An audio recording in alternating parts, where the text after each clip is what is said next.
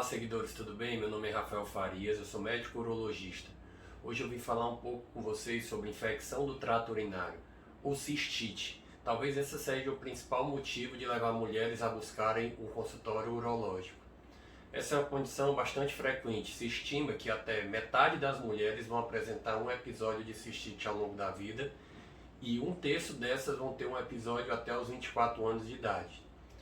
A sintomatologia dessa condição costuma se apresentar com início agudo de dor e ardor ao urinar, aumento da frequência urinária e urgência para ir ao banheiro, em casos extremos, até o surgimento de sangue na urina.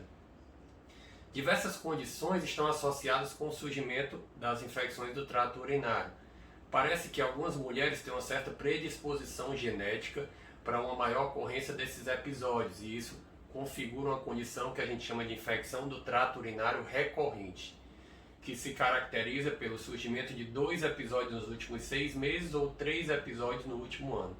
É frequente que as pacientes perguntem para a gente no consultório onde elas pegaram essa bactéria, se foi sentando no vaso sanitário ou até na relação sexual. E aqui é importante a gente frisar que a infecção do trato urinário ela não é uma doença sexualmente transmissível na maioria das vezes. Na enorme maioria dos casos, a bactéria causadora da cistite, que é a Escherichia coli, é uma bactéria que pertence à flora intestinal. Alguns fatores de risco parecem estar bem relacionados com a ocorrência das infecções do trato urinário. A atividade sexual, uso de preservativo com espermicidas e a baixa ingesta de água. Pela proximidade do ânus e da uretra, do canal da urina, durante a relação sexual existe um maior deslocamento dessas bactérias que podem adentrar a bexiga. E naqueles pacientes que têm uma maior predisposição a essa infecção, isso pode desencadear um episódio de cistite. Outro fator que é encontrado em alguns pacientes é a constipação.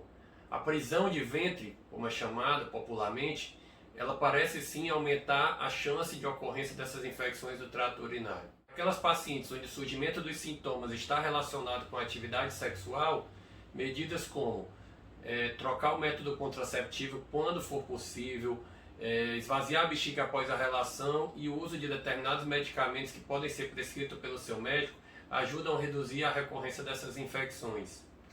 Com relação ao tratamento da cistite, existem medidas com a finalidade de reduzir a recorrência dessas infecções, como o uso de substâncias como demanose, cranberry, urovaxon, que é o lisado bacteriano dessa bactéria chamada Escherichia coli, uso de probióticos.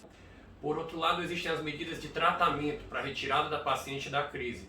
Cada vez mais nos últimos anos tem se evitado o uso indiscriminado de antibióticos. Existe uma preocupação com o surgimento e o avanço da resistência bacteriana. De forma que antibióticos que antigamente eram utilizados para tratar esses episódios, como as quinolonas, o ciprofloxacino, o levofloxacino, hoje são contraindicados a serem utilizados em casos de infecções do trato urinário não complicadas.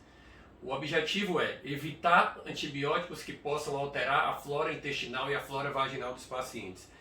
Trabalhos mais recentes têm até utilizado estratégias sem uso de antibióticos para tratar infecções do trato urinário, como a associação de hidratação com o uso de analgésicos anti-inflamatórios com resultados promissores.